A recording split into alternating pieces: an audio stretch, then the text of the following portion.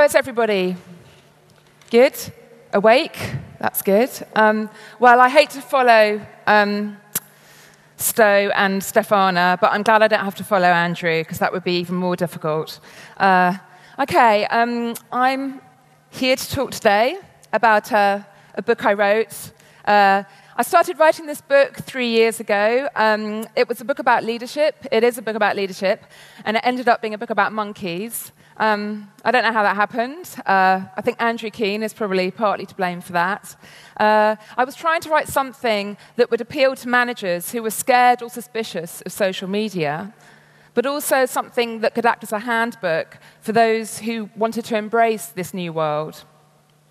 So the irony, as I'm sure many of you know, about any kind of bottom-up, self-facilitated DIY work is that it doesn't just happen. As anyone who's organized a bar camp will tell you, someone has to do all that enabling. That person is a bit like the Wizard of Oz, a small figure behind a screen. He or she is checking, recording, writing notes, pressing buttons, assessing, resetting, putting everything in motion, keeping all those balls in the air. He or she is overall observing, guiding, and re-strategizing. This new type of leader, the social leader, is a catalyst, a convener, an orchestrator. But they're not the ones who've got the magic powers. That's not the thing that's important, and they're not the thing that's important. Have you noticed how all the best social leaders seem to shrink from the mantle of authority? Often they do their utmost to avoid being called anything with leader in the title, and often they shirk the limelight. And that's good, because now we're supposedly social, we see leadership in a slightly different way. Let's look at a typical 20th century leader. How might he fare in business today? So I don't know if you get Mad Men. Do you get Mad Men in Germany? Yeah, okay. So it's my favorite thing on TV, basically. I really love it. It's got all this stiffness, this formality, the suits, the Scotch before breakfast, the Scotch after breakfast.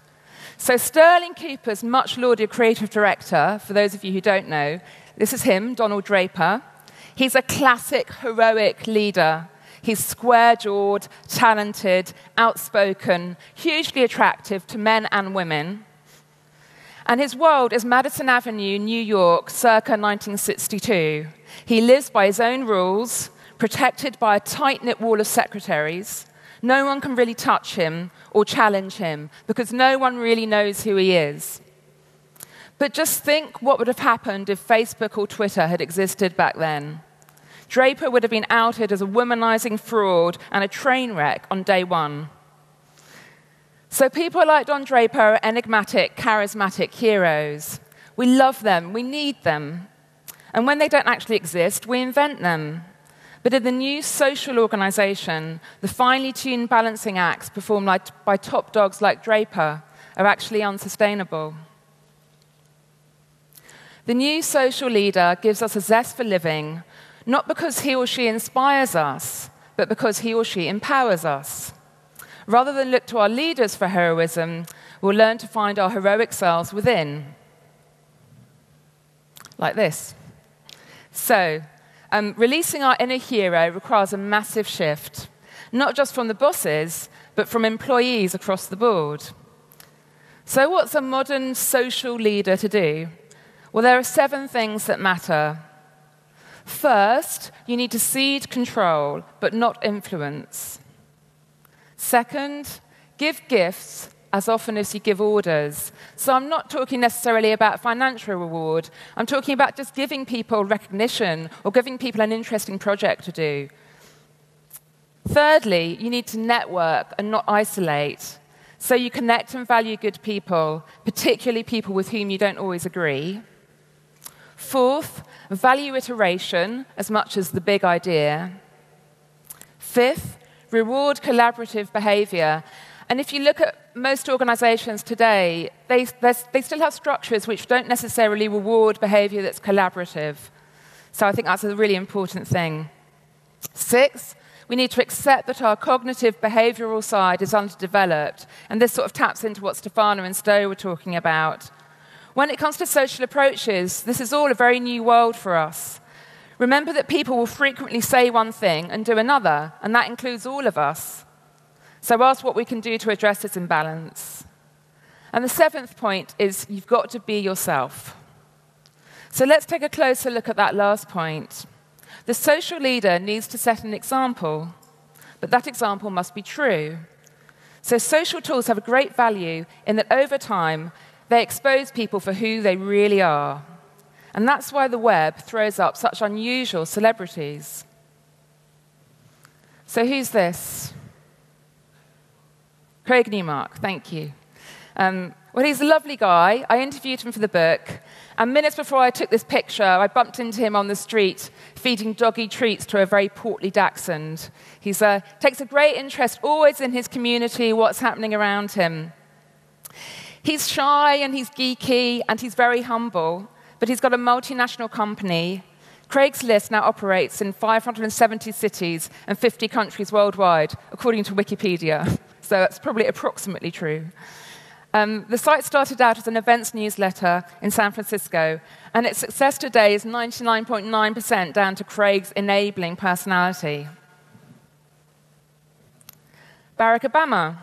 He may not possess typical US presidential credentials.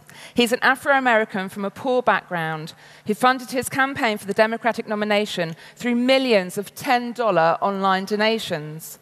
And all those micropayments added up to throw the campaign of Hillary Clinton, the establishment-backed front-runner, completely out of the water. A new thing that couldn't have happened without the internet and social systems. Well, how about Lauren Luke? I don't know how many of you know her in Germany. She's a single mum from Tyneside in the northeast of England who launched her own makeup line after millions viewed her tutorials on YouTube. She was bullied at school and left at 16 with no qualifications and pregnant. She's always talking about how she never had any friends. She has a lot of friends now. She was selling makeup on eBay, and she hit on the idea of putting a camera in her bedroom and showing potential buyers how to use the makeup, how to apply it, different looks. And today, more than 8 people have viewed her tutorials on YouTube, and she's got 27,000 followers on Twitter. So neither Newmark, Obama, or Luke conform to a conventional leadership type.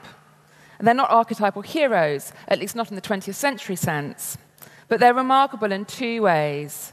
First, in their ability to be themselves when what they are goes completely against the grain. And second, in their commitment to empowering others to do the same. And while the social leader is concentrating on facilitating others in opening up abilities and creating a space to experiment, remember that things are going to get messy. Very messy. Someone has got to make order out of all this chaos. And again, that's the social leader's responsibility. So remember that famous scene from Pulp Fiction where John Travolta, playing Vincent, here he is, and Samuel L. Jackson as Jules, chat casually about hamburgers on their way to commit another violent crime. Tarantino's film hit cultural buttons on a number of levels. He went against convention. He was one of the first to portray hard assassins as well-rounded types who concerned themselves with semantics and went on trips to Paris when they weren't, working. And we love them for it. Vincent Vega is a fallible, believable, postmodern hero. He's actually far more likable than, say, Russell Crowe's Maximus in Gladiator. And online social tools capture this type of messiness, the reality of our broken, non-linear, zigzag lives. And the new social workspace is fluid, modular, customizable, and remixable, and it's opened up the floodgates to all sorts of stuff coming at us from all different directions. There's great potential to inspire and challenge in this workplace, but equally to be confused. So the new social leader has an important role, that of curator. He or she needs to highlight the stuff that matters, try to spot pathways, suggest new approaches, and put things in context. And when they've done that, they need to step back, conserve, and observe. If glory is what you're after, then social leadership really isn't the place to be. For final inspiration, take the character of Justin Quayle from Jean Le Carre's Constant Gardener, played in the film by Ralph Fiennes.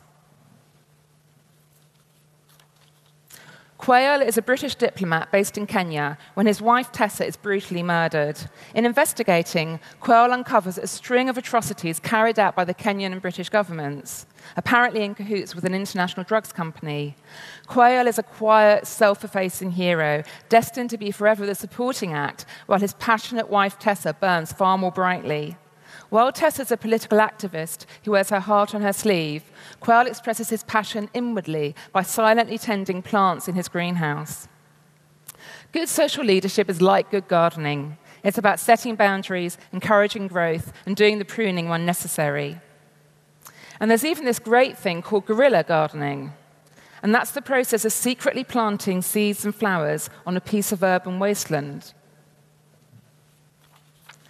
There's a guy in the UK called Richard Reynolds, who's probably what we used to call an anti-hero. But in today's social context, he's doing great things. Here he is with a group of gardening devotees, off to do some surreptitious planting.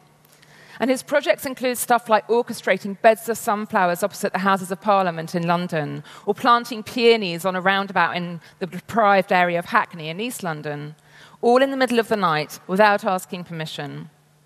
And there's a great blog which likens guerrilla gardening projects to hackability and open source. It's called Hackable City. I don't know if any of you know about it. And it's related to a movement called Mashable Cities, which I think Tim O'Reilly is very involved in. All these are a great metaphor for social leadership. In cultivating knowledge, we're doing a great deal of gardening. And knowledge, like plant life, is a growing commodity. You just have to do a bit of weeding. It's not going to run out. In business, at least, we can afford to have a mindset of generosity, or we should afford to, and that's something social leaders do well to remember. And above all, we mustn't be afraid to dig in and get our hands dirty where it matters. So that's just some Flickr credits. I'm not going to credit the film and TV stores because they're stolen. Okay, thank you.